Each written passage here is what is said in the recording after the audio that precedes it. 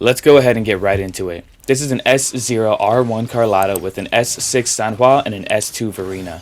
S6 Sanhua is purely here just because I have her at S6, and the S6 actually grants 20% attack buff as long as you have her heavy attack after her skill and all. And then I have Verena at S2, which she is only purely here because her outro skill grants a 15% amplification damage bonus to the team when you use her outro skill. She does have the healing bonus on as well, so that 5-piece we know buffs the team naturally and gives attack percentage to the entire team. So let's go ahead and see the damage. We're going to use the Liberation with the Death Kneel, and you can see we're hitting for some pretty big numbers, and then the ultimate final big boom we're going to hit for 242,000.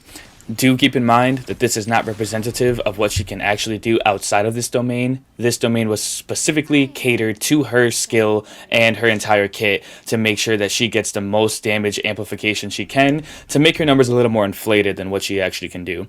You can see she's S0. Her build is currently 63.2 over a 301.8, basically a 63.302 build, 2500 attack right there. Keep in mind that 2500 is after all the teammates have buffed her. She normally is resting at a 2150 attack. Now, I'm running the 5-piece Frosty Resolve set, obviously for the glacial damage and for the resonant skill damage bonus to her, specifically catered for her. This build is not perfect by any means, but it's as good as I could get it within the massive amount of farming I did within that short amount of time that I had gotten her. Because pretty much once she was S6, I decided to dedicate as much time as I could to open world farming for the echoes, and this is the best that I could come up with. Now, let's take our Carlotta into the TOA and see what kind of damage she can do there with the 10% glacial damage resistance debuff on the enemy. Let's see how much damage an S0R1 Carlotta can do with an S6 Sanhua and an S2 Verena. Let's get that Death Kneel and Liberation out. So I did not crit on that. We're doing 56Ks when I'm critting for the Death Kneel, 53, and the big boy, 187,000 damage on the final blow. Now just keep in mind that was basically a free-to-play team. That was S6 Sanhua and an S2 Verena. Even though S2 Verena may not be free-to-play, it's just quality of life stuff. It actually does not affect or amplify any more damage for the other teammates, so it is still considered a free-to-play team.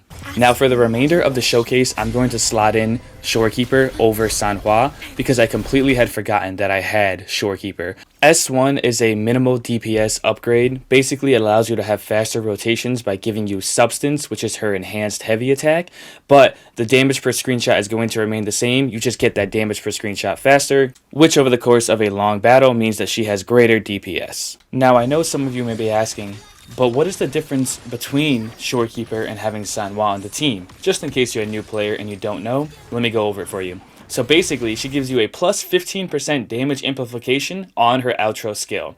She also gives you crit rate and crit damage based off her energy recharge, depending on how much you have built for each intro skill introduced when her field is out. Not to mention, I have her on the Rejuvenating Glow set, which offers a attack buff to the entire team.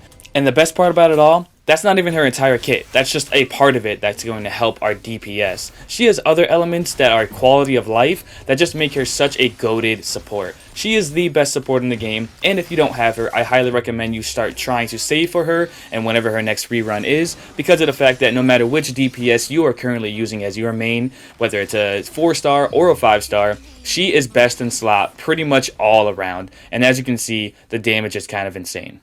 Now, of course, you know we need to take this team into the TOA and see how they do at an S1 level, which is equivalent to the S0, just a faster rotation like I mentioned earlier, and see how much damage she does. I have a feeling the number is going to be quite nice. I'm doing the full rotation here in the TOA, but don't worry, as we get further down the line and we start to look at specific increases in damage and or kit functionalities, I'm going to make sure that I highlight those points and not go over the entire thing. That way we're not sitting here watching the same thing over and over. But as you can see, we're hitting 65,000 and the big boy, god dang, 230,000. A very nice increase over the previous 187,000. Now, looking at our S2, the damage multiplier of Residence Liberation Fatal Finale is increased by 126%.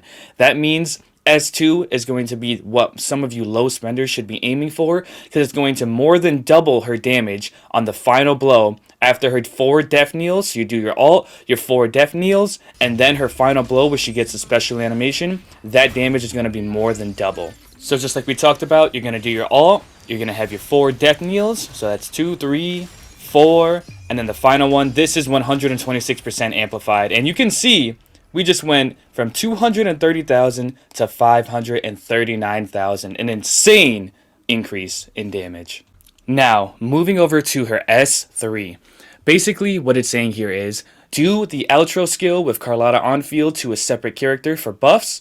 It's going to do 1032% of her attack on a single instance of damage. And when you use her Art of Violence Resonance skill or Chromatic Splendor, which is basically going to be pressing R2 and then R2 again, you're going to get 93% increased damage. Let's go ahead and put it to the test. So first, let's go over the skill. I'm going to slow it down so you can see all the numbers in their glory. So here we go, heavy attack, and now the skill. You can see 36,000, 36,000, 29,000, 29,000, and a final 27, although I don't think that final one crit there. And then moving on to the outro skill. If I outro skill, you can see 101, nearly 102,000 damage on the outro skill. Truly a magnificent, underrated sequence for Carlotta. Now we're getting to the fun stuff. So this one, S4, when you cast her heavy attack, which is either Containment Tactics if you don't have the enhanced one, or Imminent Oblivion if you do have the enhanced one, it grants all Resonators on the team, including Carlotta herself, a Resonant skill damage bonus of 25% for 30 seconds. Basically meaning, use her heavy attack. It doesn't really matter if it's the enhanced one or not. Everyone in the team universally buffed for their skill by 25%. Let's go ahead and put this in the TOA and see what we can do. So like I promised, we're going to shorten it just so we can get to the part that actually matters, which is the heavy attack and skill. So here comes the heavy attack, and now we're going to slow it down for the skill. 50,000, 44,000, 35, 35, 105,000 damage. Truly a magnificent buff and damage.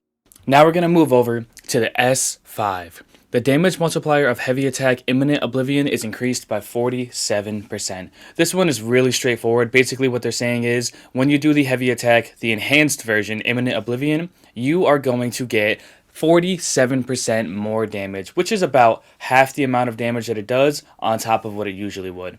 Let's go ahead and see it in the TOA.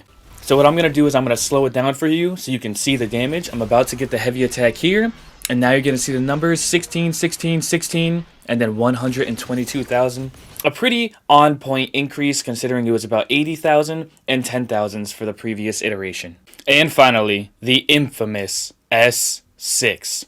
S6, in short, instead of reading all of that and trying to explain what it does in detail, here's what you're basically going to need to know.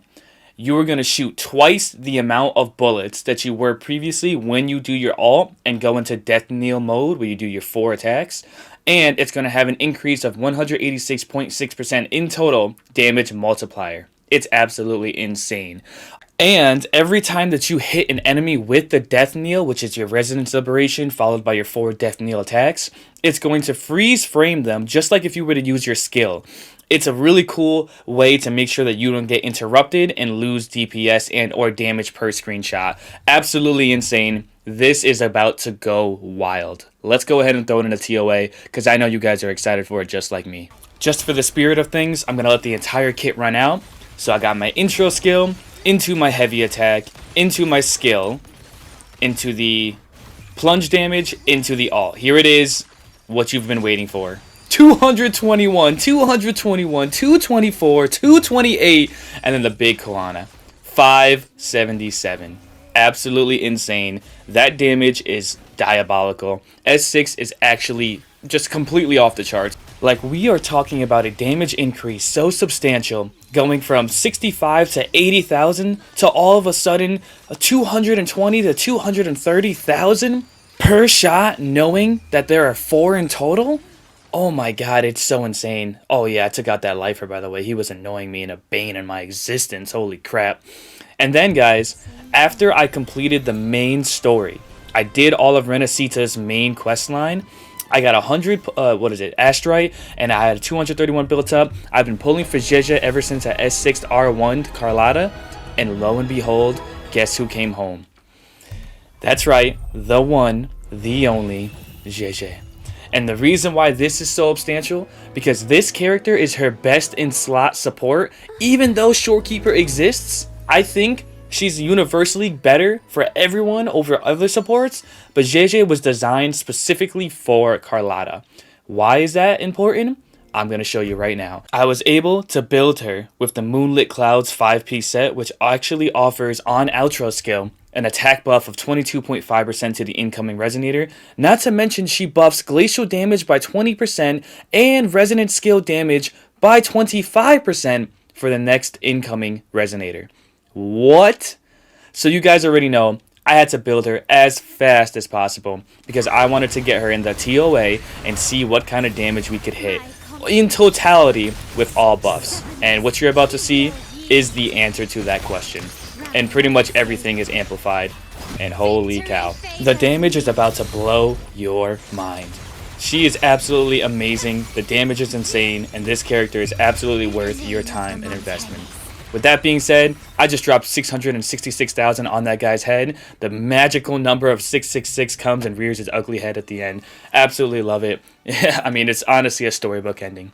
With that being said, guys, thank you so much for tuning in. If you enjoyed this S0 to S6R1 comparison video, please leave a like. Please don't forget to subscribe if you enjoyed the content and you want to see more of the likes. With that being said, guys, I'm going to call it quits on this video. Thank you so much for your support, and I will catch you in the next one.